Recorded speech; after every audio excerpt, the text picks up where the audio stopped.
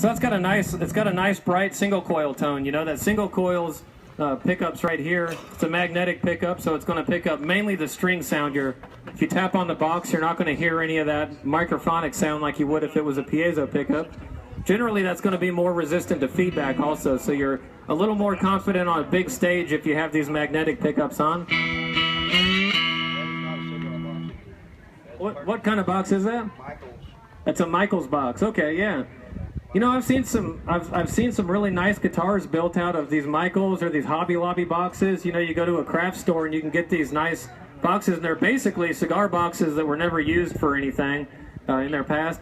But a lot of times they're better shapes for guitars because, you know, a lot of times cigar boxes you'll do a smaller count, you know, so there'll be less cigars in it, and that'll be a smaller box. I don't know, these look like 100-count boxes or something over here, the ones that you had with the American flag on them. But it's rare that you find those that big, and if you do, a lot of times they're more expensive. So I've seen people getting these boxes from, you know, you can source them from any craft store basically. And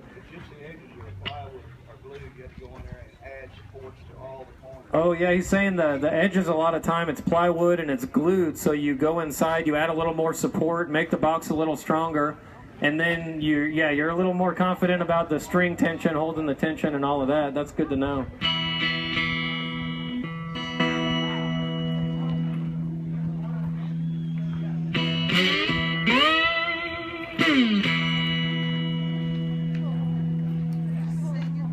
And what's also good with cigar box guitars, or if you're using if you're playing a lot of roots instruments and they all have different tones, it's good to have an EQ pedal, an equalizer pedal. So if you want a little more bass, you can boost up some of those bass frequencies. If you want to cut down some high end, you can cut that down. I've got the bass on this, basically the low and the low mids kind of cranked up, just to give it a little more body to it. If I turn that off, then it sounds, you know, it would be good if there was a bass player in there, but you know, it's at least in this little tiny amp, I want to kind of crank the bass, the low mids just a little bit to give it a little more body.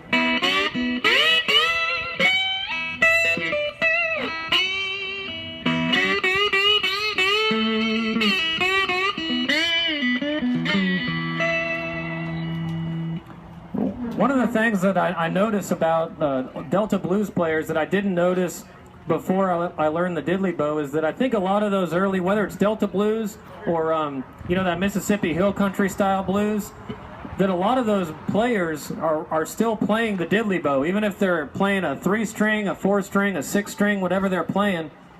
What they're doing is they're playing that melody note on the top string only, so it's just like you'd be playing a diddley bow.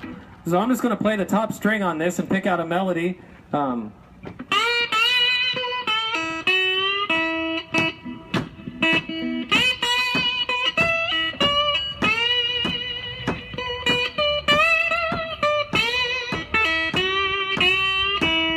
let's take a melody like that, and then when you have multiple strings, like I said, whether it's 3 strings or 6 strings, you tune those strings to a chord. You tune them to an open tuning, like this E tuning right here, and then you start strumming those low notes, and that'll be a drone for your song. That'll basically be your band. That'll be your rhythm section.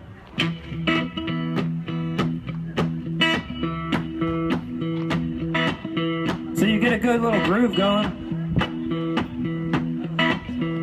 And then you play that diddley bow line that you learned on that top string.